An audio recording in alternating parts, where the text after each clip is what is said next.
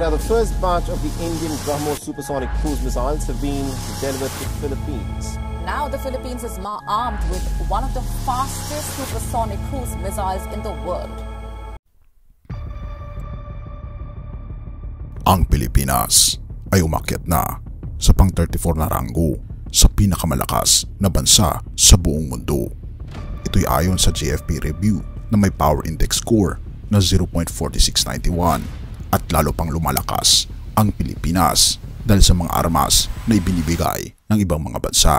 At nito lamang, ang India ay magbibigay daw ng mga BrahMos, ang pinakamabilis na supersonic cruise missile sa buong mundo. At ito ay di-deliver sa loob ng 10 araw. Ano nga ba ito at bakit nagpapalakas ang Pilipinas? Atin itong pag-usapan, mga kaibigan.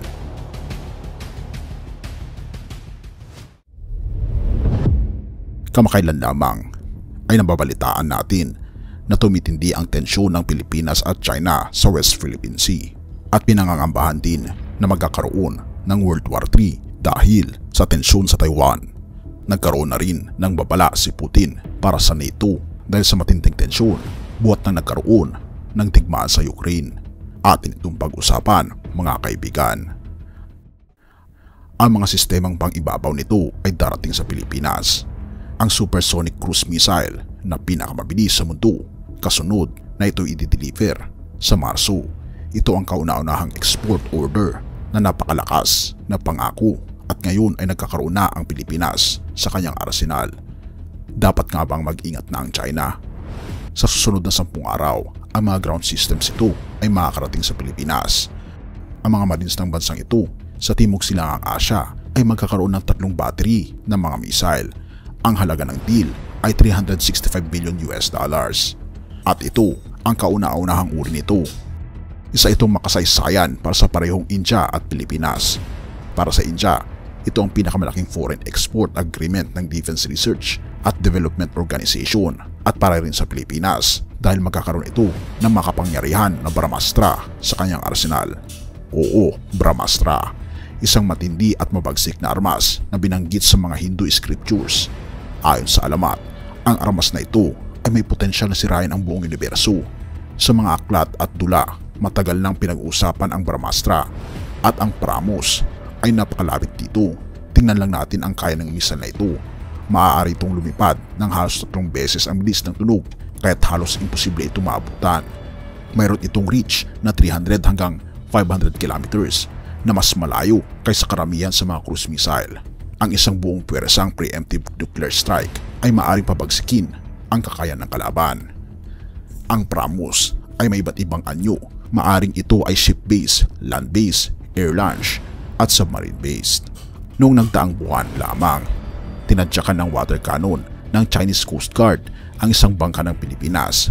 Sa ganitong sitwasyon, sinusubukan ng Pilipinas na i-modernize ang kanyang military capabilities. Hindi lamang ito ang angkin ng BrahMos, kundi plano rin nilang kunin ang American HIMARS o MLRS at ang M142 High Mobility Rocket Artillery System. Bukod dito, maaaring gamitin ng mga helicopters na ito para sa mga long-range search at rescue operations na ang ulat na ito ay nagmula sa WION World. Mga kaibigan, tumitindi ang bakbakan at nagpapalakas sa mga bansa, maging ang ating bansa ay nagpapalakas ng depensa. Kaya naman masasabi ko, malapit na ang pagdating ng ating Panginoong Diyos. Tayo maging handa at talikuran ang ating mga kasalanan. Romans 13 verse 11. Dapat ninyong gawin ito dahil alam ninyong panahon na para gumising kayo. Sapagkat mas malapit na ngayon ang oras ng ating kaligtasan kaysa nung una nang tayo sumampalataya kay Jesucristo. Kaibigan, malapit na ang pagdating ng ating Panginoong Diyos. Malapit na at gumising na tayo sa ating pagkakatulog. Purihin ang ating Panginoong Diyos at salamat kaibigan sa iyong panonood. Tayo manalangin. Ama naming banal, mga Panginoon naming Diyos, kami po'y lubos na nagpapasalamat sa inyo pong pagmamahal sa amin. Tulungan kaming mapatatag, Panginoon, ang aming pananampalataya sa inyo at magkaroon ng mas malalim na relasyon sa inyo habang kami, Panginoon, ay papalapit na sa inyo pong pangalawang pagparito. Salamat po, Panginoon, sa inyo pong pag-ibig sa amin. At huwag niyo kaming hahayaan na mawala. Patawarin po kami, Panginoon, sa lahat ng aming pagkukulang at pagkakasala. sapagkat ito ay aming samot hiling sa matamis na pangalan ng aming Panginoon Jesus. Amen.